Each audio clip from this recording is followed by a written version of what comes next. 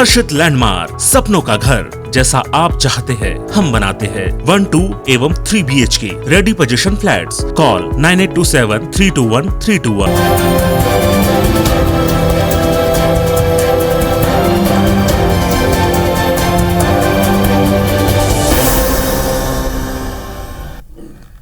नमस्कार, स्वागत है आप सबका। आप देख रहे हैं छत्तीसगढ़ की बात। मैं हूं पुनीत पाठक। देश के गृह मंत्री अमित शाह ने नक्सल प्रभावित राज्यों के मुख्यमंत्रियों और अफसरों के साथ एक हाई लेवल मीटिंग की और नक्सल प्रभावित इलाकों में चलने वाले ऑपरेशंस और विकास कार्यों की समीक्षा की। साथ ही आगे की प्लानिंग करते हुए कहा कि बीते एक साल में देश भर में नक्सल मिलकर रणनीति पर काम किया जाए तो अगले एक साल के भीतर नक्सलवाद का खात्मा भी हो सकता है। तो एक तरफ केंद्र और राज्य मिलकर साझा रणनीति प्लान कर रहे हैं, तो दूसरी तरफ प्रदेश के भीतर भाजपा और कांग्रेस के बीच इस बात को लेकर फिर बहस छिड़ गई कि नक्सलवाद जो बढ़ा उसका जिम्मेदार कौन। दोनों पक्षों से चर्चा करेंगे। पहले एक रिपोर्ट दिखाते हैं।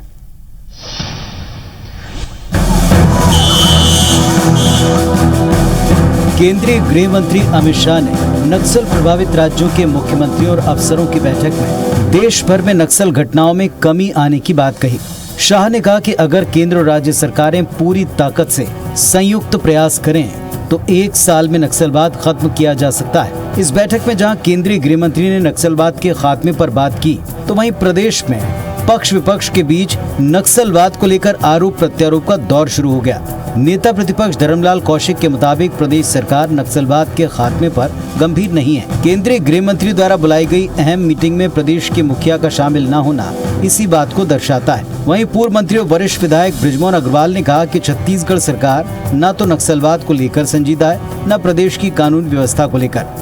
प्रदेश की सरकार नक्सली को लेकर के गंभीर नहीं है। नहीं तो अवसर खोजते रहते हैं कि यदि नक्सली के उन्मूलन के लिए, नक्सली गतिविधियों में कैसे हमको केंद्र से सहयोग मिल सके।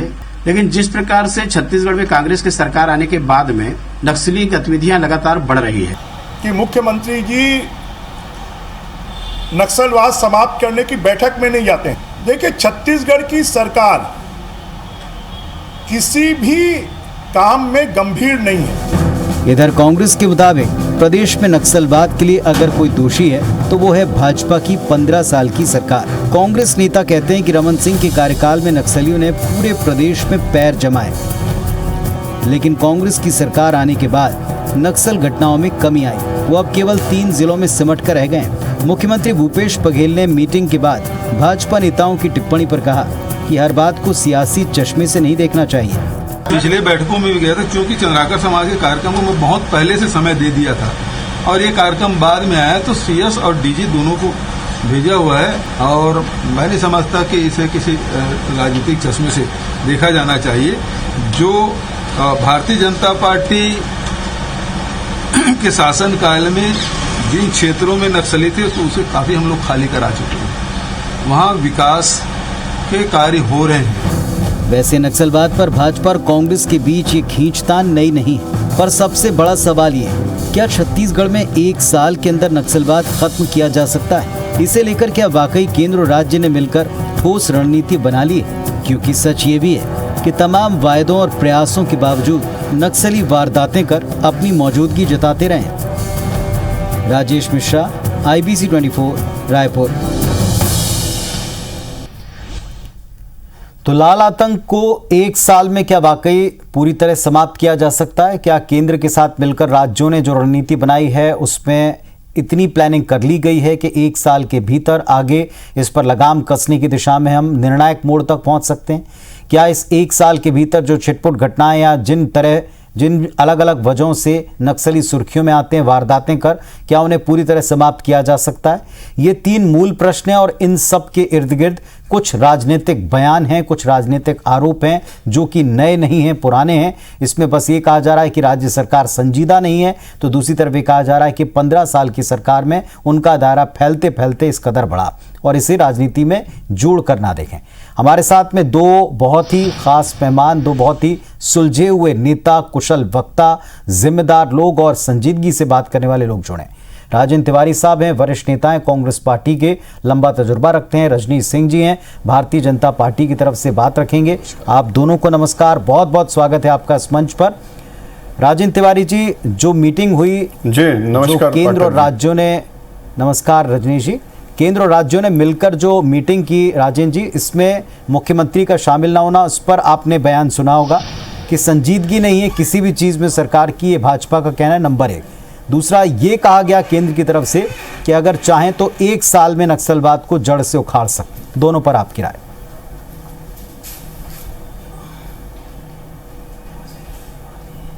ये भारतीय जनता पार्टी के लोगों ने कहा कि 1 साल में जड़ से उखाड़ सकते हैं जी। क्यों पुनीत जी? जी, ये बातें जो मीटिंग की गई उसमें प्रतिक्रिया के तौर पर सामने आई। मुख्यमंत्री जी को, हाँ ठीक है, चलिए। तो सबसे पहली बात तो यह है कि मुख्यमंत्री ने मीटिंग में शामिल नहीं होने का कारण बताया था। कुछ अपरिहार्य कारण थे, उनका पहले से कार्यक्रम था जिसके कारण वो शामिल नहीं हो पाए। मगर प्रशासन के मुखिया, चीफ सेक्रेटरी और पुलिस विभाग के मुखिया, डीजीपी उस बैठक में शामिल हुए थे। दूसरी बात यह है कि भारतीय जनता पार्टी का यह कहना कि 1 साल में वो खत्म कर सकते हैं नक्सल समस्या को, ईमानदारी की बात यह है। और अगर हम इस मामले का विहंगम दृष्टि डालें तो भारतीय जनता पार्टी के शासनकाल में जिस तरह की घटनाएं हुई पिछले 15 साल में, उस दर्द को तो पूरे प्रदेश ने भोगा है और हम लोगों ने तो कुछ ज्यादा ही भोगा है। हम कैसे भूल सकते हैं एर्राबोर की घटना को, झलियामारी की घटना को, झीरम की घटना को, ताड़ मेटला की घटना को, जिसमें 50-60 से ज्यादा लोगों की एक बार के हमले में हत्या होती थी। और जब से कांग्रेस की सरकार आई है, इस मामले में भूपेश बघेल जी का बहुत स्पष्ट मंतव्य रहा है। उन्होंने नक्सल समस्या की जड़ को समझने का प्रयास किया और सौभाग्य से उनको अच्छी सफलता मिली।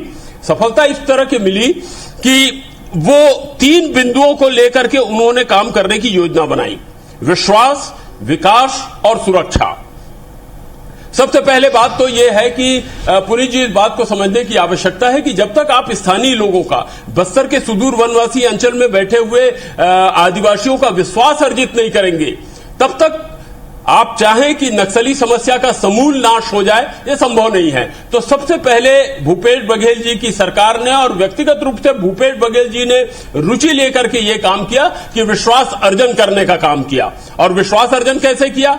जो आदिवासियों की जमीन थी उनको वापस करने का काम किया। लोगों को यह बताया कि भाई ये अडानी और अंबानी की सरकार नहीं है जो उनका पक्ष लेगी, ये सरकार तो आदिवासियों की सरकार है, आदिवासियों के हितों में काम करेगी। इसलिए उद्योग के लिए जो जमीन ली गई थी उसको वापस करने से लेकर के विश्वास अर्जित करने का काम इस तरह से किया कि 632 प्रकरण थे, बिला वजह आदिवासी परेशान हुआ करते थे, उन प्रकरण को वापस लेने की प्रक्रिया प्रारंभ की गई। ये विश्वास का दूसरा वो। और तीसरा, उनकी जो छोटी छोटी समस्याएं थी, जैसे वहां शिक्षा की समस्या, स्वास्थ्य की समस्या, मैं आपको बताने थोड़ा सा मुझको समय दीजिएगा ताकि मैं वहां जो विकास का काम तेजी से चल रहा है उसके मामले में मैं आपको जानकारी देना चाहूंगा। विकास हो, वहां के लोगों को रोजगार मिल सके। बस्तर टाइगर्स के नाम से 2500 स्थानीय नवयुवकों की भर्ती वहां चालू हो गई है और बड़ी तेजी से वहां पर जो विकास के काम है, चाहे स्वास्थ्य संबंधी मामला हो, चाहे शिक्षा संबंधी मामला हो, चाहे आंगनबाड़ी का मामला हो, चाहे राशन दुकान का मामला हो, तो विकास को आगे बढ़ाने की दिशा में 51 सड़कों का निर्माण करने की योजना बनाई राज्य की सरकार ने। 1991 किलोमीटर की वो पूरी सड़क, पुनीत जी, जिसमें से मुझको बताते हुए ये बड़ी खुशी हो रही है कि 1616 किलोमीटर की सड़क बन चुकी है। 375 किलोमीटर की सड़क पे काम आबाद गति से तेजी से चल रहा है। और दूसरी बात यह है कि विश्वास अर्जित करने के लिए मुझे यह कहने में संकोच नहीं है कि जब से हमारी 5 बटालियन जो यहां से जम्मू कश्मीर भेजी गई थी और मुख्यमंत्री के विशेष आग्रह पर केंद्रीय मंत्री माननीय अमित शाह जी ने वो 5 बटालियन को वापस यहां भेजा, जैसे ही वहां जम्मू कश्मीर का काम पूरा हुआ तो उसकी परिणति हुई कि 3 साल में 51 बेस कैंप की स्थापना हुई और उसके माध्यम से सुदूर इलाके में सुरक्षा की भावना से वहां आप देखिएगा कि जब बेस कैंप की स्थापना होती है तो गांव के कुछ लोग उठ करके गांव के लोग विरोध करते हैं। अब ये इसको समझने के लिए ज्यादा अकल लगाने की जरूरत नहीं है कि गांव वाले क्यों विरोध करते हैं, उसके पीछे नक्सलाइट गतिविधियां रहती हैं। मगर वहां पर जो दूसरा काम किया है विश्वास अर्जित करने का, वो ये किया है कि पुलिसिंग के साथ में छोटी छोटी बैठक ले रहे हैं पुलिस वाले और गांव के लोग, वो मिल करके नक्सली गतिविधियों का विरोध करते हैं और लोगों को जो मूल विचारधारा है उसे जोड़ने का काम करते हैं। उसका परिणाम यह हुआ, जो कुपोषण भारतीय जनता पार्टी के शासन में 42% था वो घट करके 13.79% अभी हो गया है। वो 13.79% कम हुआ है कुपोषण, जिसके कारण पूरा बस्तर के हमारे नौनिहाल जो कुपोषित हुआ करते थे पुनीत जी, उसमें बुरी तरह उसमें तेजी से गिरावट आई है। और पुलिस और जैसे मैं आपको बताना चाहूंगा कि दंतेश्वरी फाइटर्स के नाम से महिलाओं की एक टीम पुलिस ने बनाई है जो गांव की महिलाओं को जाकर के प्रशिक्षित करने का काम करती है। जी, सवाल यहाँ पर यही उठता है कि क्या जो मीटिंग हुई है वास्तव में उसमें इस ठोस रणनीति पर हम पहुंच रहे हैं कि 1 साल में हम खात्मा कर सकें? क्या 1 साल में राज्य और केंद्र मिलकर काम करें तो इस पर लगाम कर सकते हैं क्या? एक छोटा सा एक प्रश्न मैं रजनी जी से पूछता हूं। रजनीश जी, क्या इस मुद्दे पर बीजेपी राजनीति कर रही है? एक तरफ केंद्र में जो आपकी सरकार है वो ये ट्राई कर रही है कि मिलकर काम करें, और इधर कहते हैं कि संजीदगी नहीं है, जबकि राज्यों को साथ लेकर के ही काम करना होगा।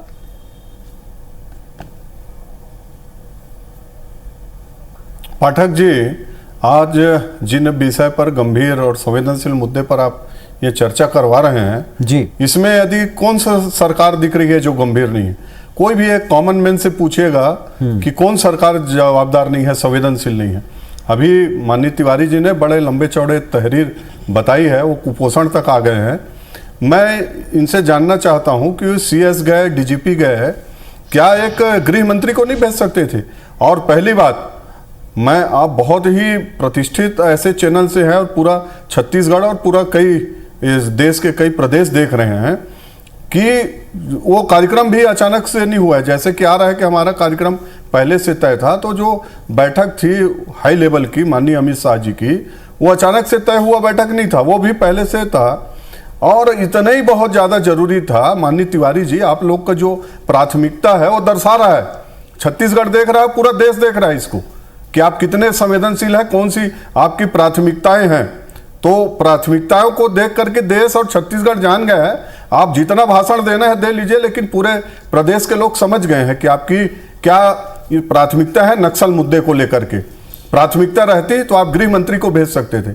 और पुनीत जी, कोई भी हाई लेवल की मीटिंग जिसमें गृह मंत्री स्तर के, प्रधानमंत्री स्तर के जब वो कोई मीटिंग होती है, अधिकारी प्रतिनिधित्व करते हैं राज्य का, अपनी बात रखते हैं बिल्कुल, लेकिन एक जनप्रतिनिधि जिन बात को रख सकता है, ऐसे कई विषय आ सकते हैं वहां पर जो अधिकारियों को रखने में 2 बार सोचना पड़ता है कि इस विषय को हम रखें कि न रखें।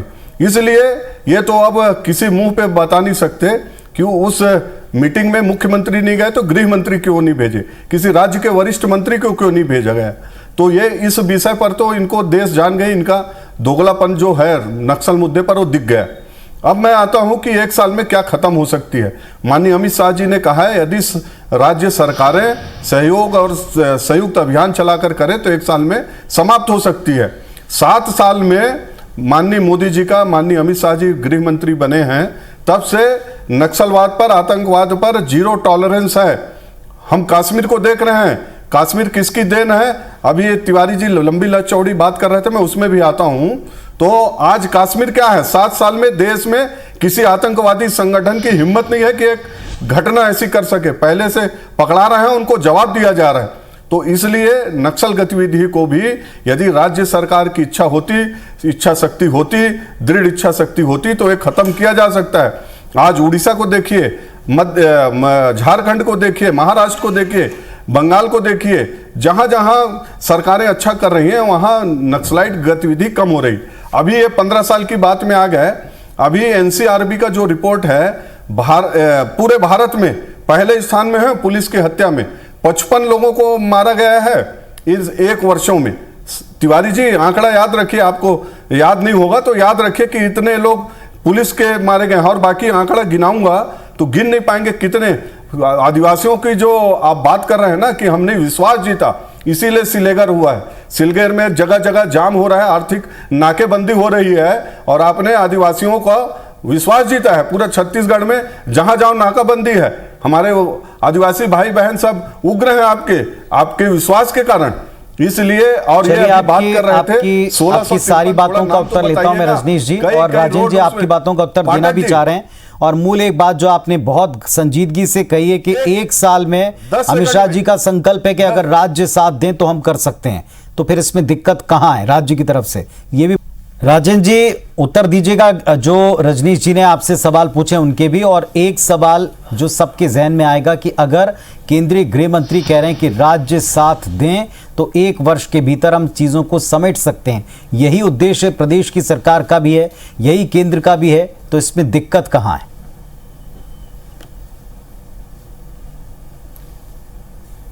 पुनीत जी, कहीं दिक्कत नहीं है, और हम बड़ी जिम्मेदारी से कहना चाहते हैं, केंद्र की सरकार को कहना चाहते हैं, 1 साल क्या 1 महीने में अगर दूर करने की बात कर रहे हैं तो हमारा पूरा मनसा वाचा कर्मणा समर्थन है। कौन सरकार नहीं चाहेगी? और ये सरकार जिसने दर्द को भोगा है वो तो चाहती है कि माओवादियों की गतिविधियां पूरी तरह जड़ से समाप्त हो। मगर अभी रजनीश जी बात कर रहे थे, पुरानी कहावत है, फिर से दोहराना पड़ेगा, मगर वो भारतीय जनता पार्टी पर लागू होती है कि सुपा बोले तो बोले, चलनी बोल रही है। अरे भाई साहब, आपके कार्यकाल में 15 साल में ये धमतरी तक नक्सली गतिविधियां थी। गरियाबंद में हम लोगों के काफिले पर हमला हुआ था जिसमें 3 लोगों की मौत हुई थी। और झीरम घाटी में तो हमारे प्रथम पंथी के सारे नेता मारे गए थे।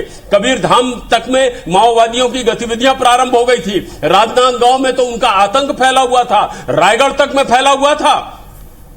और मैं बड़ी जिम्मेदारी के साथ, जैसे आप आंकड़ों की बात कर रहे हैं, मैं भी आंकड़ों की बात कर रहा हूं कि आपके कार्यकाल की तुलना में 47% नक्सली गतिविधियों में कमी आई है इस सरकार में, भूपेश बघेल जी के कार्यकाल में। और उसके पीछे कारण यह है कि हमने विश्वास अर्जित करने का काम किया।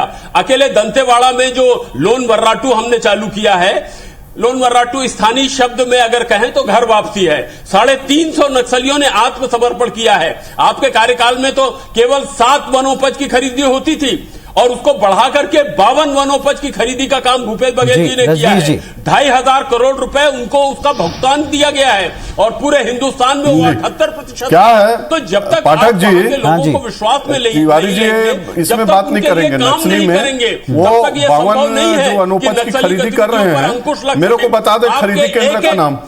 और अपन चलते हैं किसी पत्रकार साथी के साथ, कांग्रेसी। तिवारी जी थोड़ा सुन लीजिए ना, आप इतने भावुक क्यों हैं तिवारी जी? थोड़ा सुनिए ना, मैंने आपको नहीं टोका है, पाठक जी ने मुझको बोलने के लिए कहा है, तो मेरे बाद आप बोलिए ना तिवारी जी। उनका विश्वास अर्जित किया वैसे में तो मैं आपको टोकूंगा नहीं बोल पाएंगे ना, आप वरिष्ठ हैं, आदरणीय हैं, मैं आपको ये नहीं करना चाह रहा हूँ, तो थोड़ा सुन लीजिए।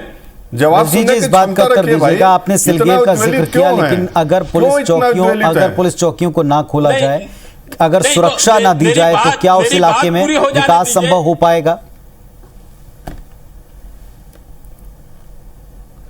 मैं पुनीत जी इस बात को बार बार बोल रहा हूं कि ये सरकार जो है बात कर रही है सिर्फ, और विषय पर नहीं बात करती। हमने कहा कि पुलिस चौकी न खोला जाए, हमने कहा ये जो विश्वास की बात कर रहे हैं, यदि वनवासी आदिवासी इनके इतने विश्वस्त हो गए हैं तो क्यों आंदोलन हुआ? क्यों हुआ है आंदोलन? क्यों आज तक मंत्री नहीं जा पा रहे हैं?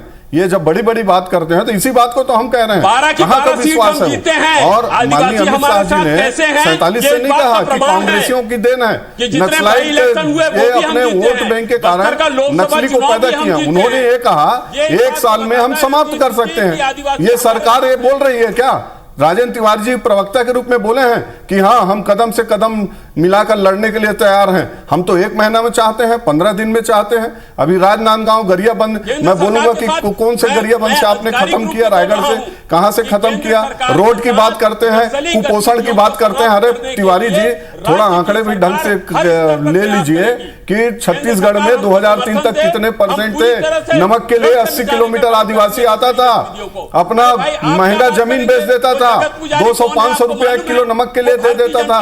ऐसा छत्तीसगढ़ छत्तीसगढ़ बना के रखे थे, पहचान, भूख, गरीबी, अशिक्षा की पहचान देने वाले आप लोग क्या छत्तीसगढ़ के लोग भूल गए हैं? बड़ी बड़ी बात मत करिए, जो विषय है उसमें आपको कहते नहीं बन रहा है। हाँ, हम तैयार हैं कदम से कदम मिलाकर। क्यों? आपकी दृढ़ इच्छा शक्ति नहीं है, इसलिए इधर उधर की बात कर रहे हैं। आदिवासियों का जमीन का मामला कोर्ट में एक बात सोचने की है राजेंद्र जी और रजनीश जी, एक बात सोचने की ऑलरेडी। रजनीश जी एक बात और सोचने की है। अगर आप लगातार ये कह रहे हैं, आपने स्वयं अपनी बात की जो शुरुआत की थी बहुत सार्थक की थी। आपने कहा था कौन सरकार नहीं चाहेगी कि नक्सलवाद खत्म हो जाए। दशकों की समस्या प्रदेश में, दंश के ऐसे ऐसे मामले जिनको पढ़ते और बताते समय हम लोग अंदर से क्या महसूस करते थे, ये बातें आप अच्छी तरह समझते हैं।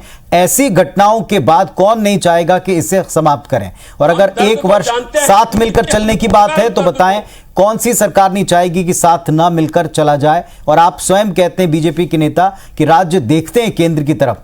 जाहिर तौर पर इसमें जो लक्ष्य है 1 साल का, इसमें क्या किया जा सकता है, जो कमियां उससे कैसे ओवरकम कर सकते हैं, राजनीति से परे हटकर इस पर विचार हो तो बेहतर है, क्योंकि प्रदेश और देश इस पर उत्तर चाहता है। और उत्तर नहीं बल्कि अब शायद जमीन के ऊपर इसका नतीजा चाहता है, इसका हल देखना चाहता है। बहुत शुक्रिया आप दोनों का अपने पक्ष रखने के लिए, अपनी बात रखने के लिए। धन्यवाद, नमस्कार।